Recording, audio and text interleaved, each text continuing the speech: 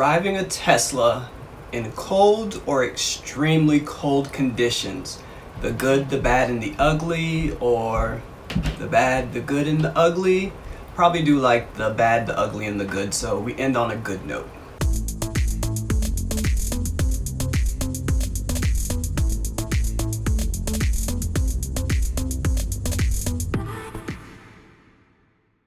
If this is your first time finding my channel, I do videos about almost everything Tesla. I try and do videos a couple of times a week.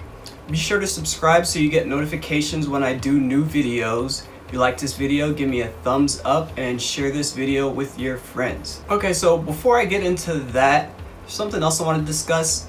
Today is February 1st and Tesla just updated their referral program. Get into more details later, but for right now, there's a simple thing that we can do to give both of us an opportunity to try something really cool. I don't know if you've seen some of my Tesla Semi videos, but it's really fast. So they're giving us a chance to test drive the Semi. So we would actually get to drive it, and not just drive it, but race it on their test track. All you have to do for an entry is to sign up for Tesla's newsletter. So I will have my referral link in the description. So click that link, you get a little pop-up, put your email address in there, and you sign up for the newsletter. That gets you entered, that gets me entered, and we can have an opportunity to get the Tesla Semi on a track and see how fast it can go. I'm not sure if you've heard, but there's been some reported problems about battery drainage in cold weather for electric vehicles. So I'm going to outline my experience with extreme cold temperatures in our Tesla Model S, especially from our recent road trip back from South Florida. So on the way to South Florida, I didn't have extreme cold. On the way back, I did. So I want to discuss how that impacted the car and the drive. I'm going to start out with the bad. So the bad, along the route, there's so many miles in between superchargers, and when I was mapping out the trip, I noticed between two of the superchargers there was about 150 miles.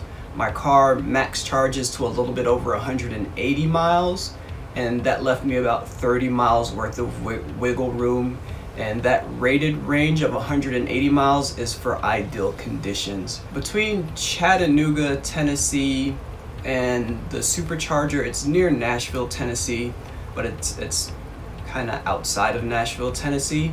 There's 150 miles. With 180 miles of rated range, I knew I was going to be pushing it. And with it being cold outside, when I was in Tennessee, it was probably in the 20s. The car is going to use some energy to keep the battery warm. With that in mind, there was a little bit of stress there, so I could see that it impacted the amount of range that I had. So I max charged in Chattanooga. All right, so the first thing to consider when you're at the supercharger, it's gonna tell you how long you need to charge until the car has enough range to get to the next supercharger. So it knows the next supercharger is 150 miles away, so once it got about 160 miles of range, you get the message like, okay, you can continue on your trip.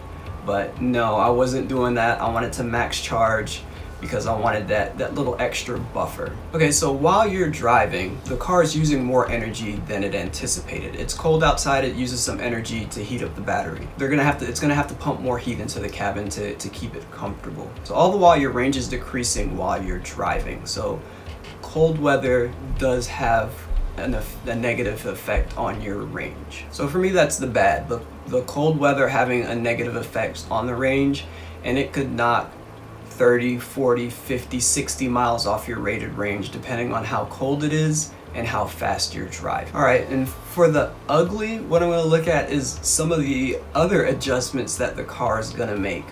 So you're driving, you can see your rated range decreasing as you drive. Like, all right, now when you arrive, you're gonna have 20% charge. Now when you arrive, you're gonna have 10% charge. So the car is going to start doing things to try and conserve energy, especially if you have range mode on. So with range mode on, it's going to start reducing the amount of climate control that it uses. So on my trip, it got cold in the car. There were probably times where the cabin was in the 50s, like the high 50s, mid 50s. So I had on my hoodie, I had on gloves. It was ugly. So that's some adjustments the car made. The car also suggested that I slow down. So if I'm driving a certain speed and it's using too much energy, the car is gonna say, hey, I recommend that you drop below 65 miles per hour in order to make it. Keep driving, like, hey, I recommend that you drop below 60 miles in order to make it. You will not make it to the next supercharger.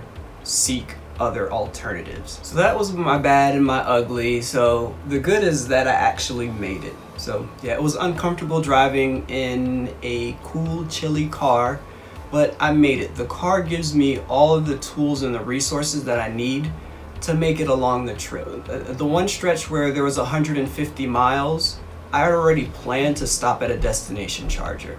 So you can actually use the navigation system to find destination chargers. I think I found it on my phone, and the first one I stopped at was in Murfreesboro, Tennessee, and it was at like a Holiday Inn. On the website it says that, you know, it's only to be used for guests. I gave them a call beforehand, they said it was okay. So I stopped there, put an extra 30 miles on the car, and that helped me go along my way. Now, it was so cold that there's 120 miles between Nashville and then the stop that I made in Kentucky. I don't even want to try and pronounce the name of that city that it was at, but it was 120 miles. It was so cold that while I was driving, I'm like, I don't want to push it to see if I can make it there. So there was another destination charger along the way. I stopped there, stayed for an hour and a half, and again put another 30 miles of range on the car, and I was able to make it there comfortably. So did it add extra time on? Yes. Was it inconvenient? Yes. But the car gave me all the tools that I needed to make it to the next stop, even though it was cold. And the thing that was most helpful was seeing the percent that I would have left and watch that change, how based on how I changed my driving habits. So if there was a time where it got below 10%, I would slow down, and that was my goal. I drove whatever speed that I needed to drive in order to keep that around 10%. I did not want to be rolling into the supercharger with about 5 miles of range left. So at 10%, it gave me about 20 miles of range, so that was enough for me to feel comfortable. So the good is the car gave me all of the tools that I needed to make that trip and make it to the next stop. So with the bad, the ugly, the good, everything considered, would I make that trip again? Would I make that trip again in cold weather?